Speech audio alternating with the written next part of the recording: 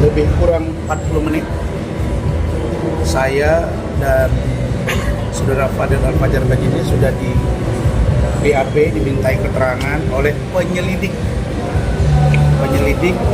dari Subdit Paminal, pengamanan internal. Jadi polisi itu ada Propam, terus ada subnya lagi Paminal, pembinaan atau pengamanan internal dari profesi pengamanan Polri. Yang ditanya apa saja yang kami sampaikan, yang akan kami sampaikan maksudnya. Pertama kami katakan ada dugaan kekurang profesionalan penyidik dalam menangani perkara saudara Fajar Al-Fadil Bajide yang dilaporkan oleh saudari NM. Apa saja itu? Pertama, dasar hukum yang harus mengikat semua pihak, yaitu pasal 7 Undang-Undang Nomor 39 Tahun 99 tentang hak asasi manusia, yang isinya menjamin hak asasi manusia bagi setiap individu, termasuk hak terlapor, untuk diperlakukan secara adil dan tidak diskriminatif. Ini pembuka awal tapi substantif.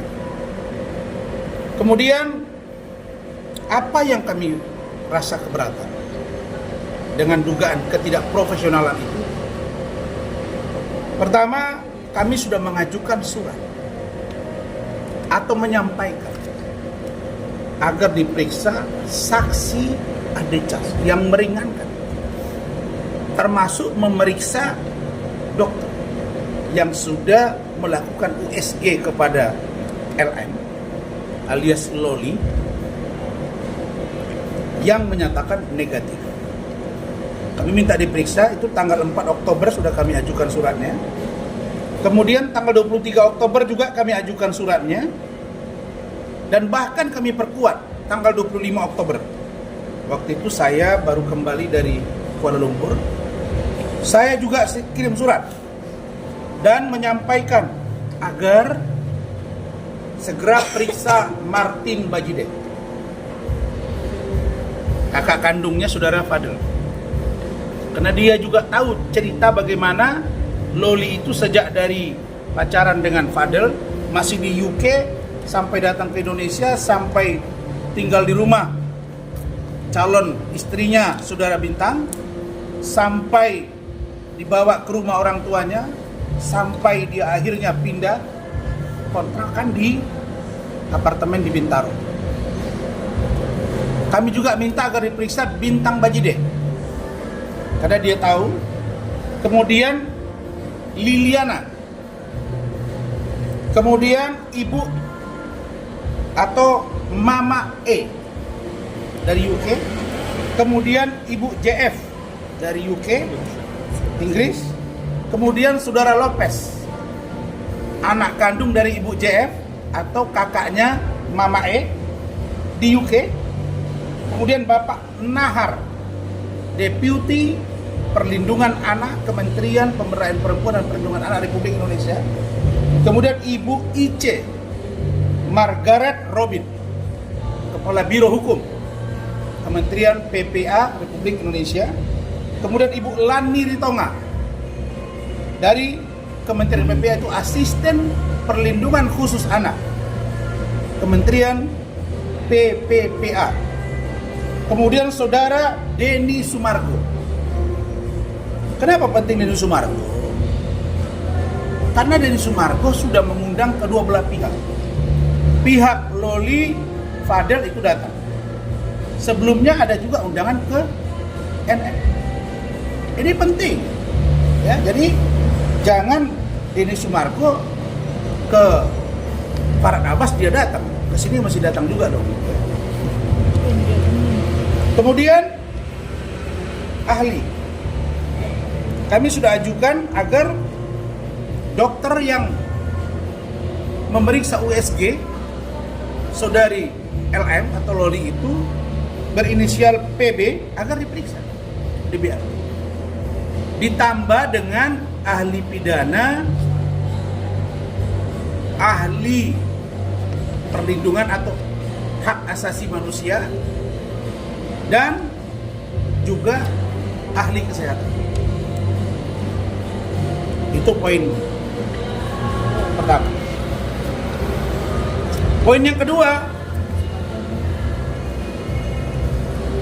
kami melihat bahwa ada perubahan. Kalau dalam bahasa anggota DPRD nomenklatur. Ada perubahan dari statement preskon saudari NM dengan pengacaranya mengatakan 2 terlapor, yang itu mengarah kepada Fadel dan LM sendiri. Tapi kok belakangan yang muncul cuma 1, yaitu saudara Fadel.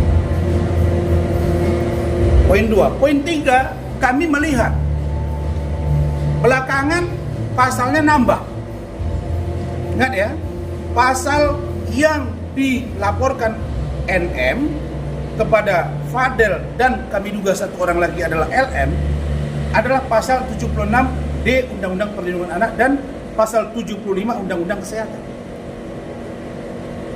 Tapi ketika dipanggil tahap klarifikasi, ini nambah pasal 76D junto pasal 81 Undang-Undang RI nomor 17/2016 tentang perubahan kedua atas Undang-Undang RI nomor 23/2002 tentang perlindungan anak, dan atau pasal 427 atau pasal 428 junto pasal 60 Undang-Undang RI nomor 17 tahun 2006 tentang kesehatan atau pasal 346 KUHP.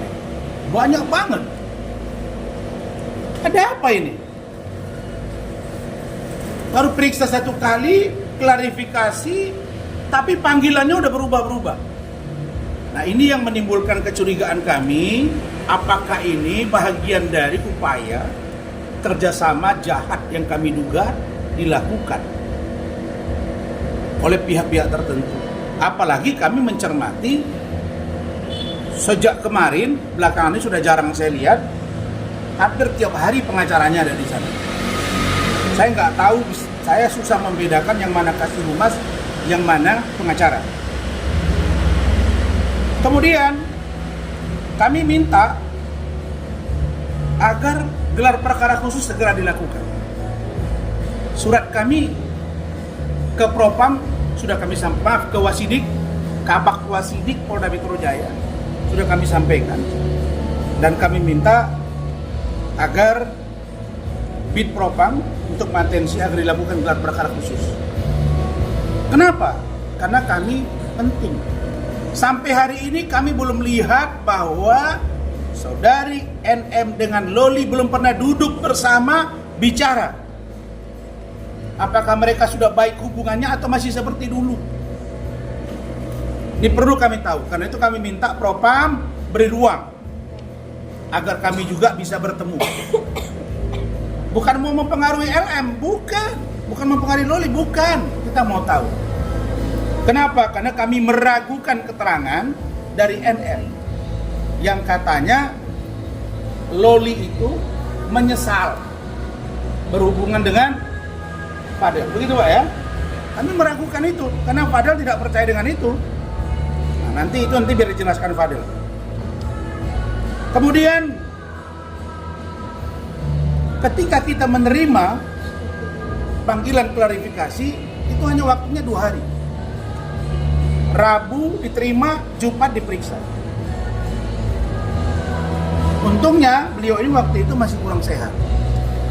Dan tim saya masih bekerja karena ngurusi pasal-pasal itu. Sehingga kita minta tunda 1 minggu. Kemudian, kalaulah yang dilaporkan itu adalah aborsi, salah satu poinnya adalah aborsi, maka pertanyaannya, yang aborsi siapa? Pasti perempuan. Pertanyaannya, Loli perempuan kah atau laki-laki? Kan nggak mungkin yang aborsi si Fadel, yang laki-laki. Jadi beberapa poin ini membuat kami bertambah ragu, apalagi langsung naik sidik. Kita bukan keberatan ini naik sidik, bukan. Itu hak dari mereka. Tapi kita berhak juga untuk mengoreksi mereka. Ya, Saya sudah katakan bahwa naik sidik belum tentu tidak bisa SPP. Jadi itu, bentar, maka kami minta agar lakukan gelar perkara khusus dan konfrontir. Sampai Loli ada bersama kita duduk, dan biarkan Loli yang berbicara. Karena saya sampai hari ini belum melihat bahwa Loli sudah benar-benar menyatu dengan ibunya. Kira-kira begitu, dan silakan apa yang mau ditanya. Fadel, gimana respon Fadel?